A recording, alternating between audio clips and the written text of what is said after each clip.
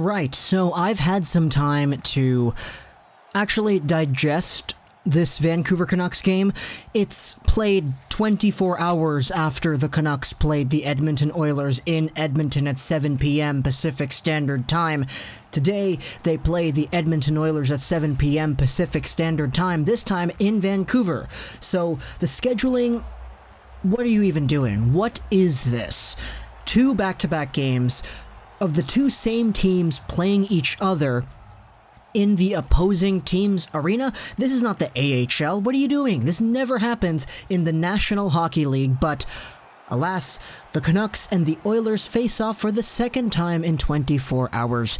And this time, it's not a Vancouver Canucks lead that the Oilers eventually tie up and take the loss in. It's a Vancouver Canucks lead that the Edmonton Oilers eventually tie up and take the win in. So, 24 hours, 2 different games, 2 different results. The Vancouver Canucks dropped this one 3-2 in regulation. Leon Draisaitl is the guy who comes alive. If I'm going to be honest, it was a pretty interesting game to watch. Sure, like all Canucks games, there are things that I like, there are things that I don't like, but I'm not gonna do that because that's Clay Emu's thing and I don't wanna steal that from him. Immediate reactions off of this game were that the Canucks honestly could have been a little bit tighter. And I say tighter and not better because tighter, I think, kind of describes it a little bit better, in that a lot of the Canucks moments throughout this game were really loose, especially towards the third period. And I say tighter because if we want to take a look at what a tight, quote-unquote, Canucks team could play like, we got to take a look at the first 9 minutes of the game. This game started off with no face-offs for the first 9 minutes pretty much, and we didn't have a stoppage of play until the Edmonton Oilers' first shot on goal, which came at the 11-minute mark. Jacob Markstrom had to make a really, really nice save, and it honestly looked like it had a chance of going in because Markstrom kind of had to squeeze the pads, it was underneath him. But the Vancouver Canucks and the Oilers played 9 minutes of uninterrupted, unwhistled, no icings, no stoppages, no offsides, no saves, no penalties, no goals, no nothing. And that was tight. The Vancouver Canucks were able to come back, they were able to answer directly to the Edmonton Oilers' mojo, and the Canucks were able to really control the play when they had the puck too. When the Canucks finally got a save and they stopped the play, the shots at that time were like 5-1 or something. The Vancouver Canucks in the offensive zone were getting really good opportunities.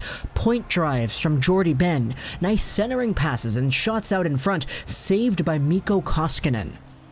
That is the kind of game that I'm referring to when I say the Canucks needed to be more tight towards the end of the game. The Oilers kind of had their own tightness going on too. They were bouncing back, they were getting their opportunities, but nothing actually went on net until the play actually stopped. That's what I'm referring to here. Because as the game went on, the Vancouver Canucks started to loosen up a little bit, and especially in the third period, the Oilers just absolutely came alive. You don't want to give Leon Draisaitl time and space on the power play, because that's just going to end very poorly if you're on the opposing team's fan base. However, even though the Canucks were playing really nicely for the first 9 minutes, the first goal of the game comes 9 minutes into the game. It's Josh Archibald, who gets his first goal ever. It's assisted by Connor McDavid and Darnell Nurse. McDavid has it, he goes around the net, Tanev kind of swats the puck away, it goes over to the point, just perfect tape-to-tape pass onto Darnell Nurse's stick. He sends it out in front, Archibald is there, he shoots, he scores. That is the story. Give it 6 minutes later, though, the Vancouver Canucks tie things up because JT Miller and Quinn Hughes send it out in front. It's Brock Boeser who takes the shot, it's in the net, but he's out there, he's bleeding because he got high-sticked right in the slot when he took that shot. The blood shows a little bit later on the replay when he's on the bench and they have the towel and everything. I don't think there was actually a penalty on that play, which, I mean, the guy got high-sticked and there was blood. The rulebook says that's a 4-minute double minor penalty, right? But, whatever. guess we don't need any more penalties because we scored a goal. But give it a few more seconds after Brock Boeser ties up the game, and Russell gets on the board for the Oilers. At least, that's what we thought happened. Give it a few seconds, and the Canucks then challenge that for goalie interference, and it actually is deemed, yes, it is goalie interference, and the Canucks get it back. It's 1-1 still at this point in the game. Heading over into the second period, the Canucks get themselves a nice goal. Bo Horvat is the guy who throws it back over. Jordy Ben takes a long shot. It bounces out in front, and Josh Leivo is there to put in the rebound. His second goal in as many games, his second goal against the Edmonton Oilers. And this game is a Vancouver Canucks lead. And all is well in Canuckland. Up until the point where the next play, Louis Eriksson is out there. He high sticks Darnell Nurse. He goes into the box, and the Oilers step out on the power play. Eventually, it's the same story. Jason McDavid throws it over. It's open for Draisaitl. Leon Draisaitl is right there. He one-times it in. His 17th on the year. McDavid's 32nd assist in the year. And it is now tied. It is 2-2. A power play goal seals the deal here for the second period. And then at the end of the second period, it's Louis Eriksson again who gets an interference against Darnell Nurse. Eriksson is in the box again. The Vancouver Canucks eventually kill off the second period, though. So okay, that's great. Calm everything down. The Canucks end the period shorthanded, but they're able to escape with a tie game. And then give it 40 seconds in the third period. It's Neal, it's Chasen. They send it over to Draisaitl, and he takes a shot, and he scores. That's it. Leon Draisaitl with 2 power play goals off of 2 Louis Eriksson penalties.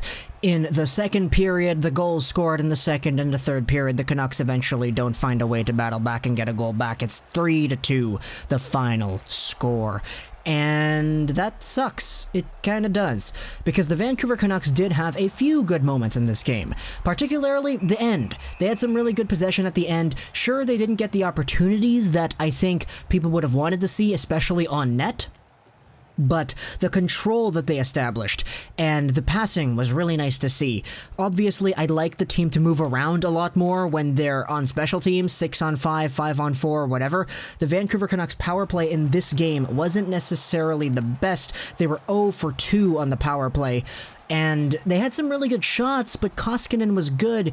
They didn't get the goalie moving all too much. The PD one-timers and the Brock one-timers, they were trying to force them into the net somehow, and it just wasn't working out. What did work out, however, was really nice passing plays. Players moving out into the front of the net. You don't see Brock at the dirty doorstep right there, right in front of the crease, often. But when you do see him there, he gets a goal. Same thing with Josh Leivo. He got his goal at the exact same spot, jamming right in front of the net, trying to pot in those dirty ones.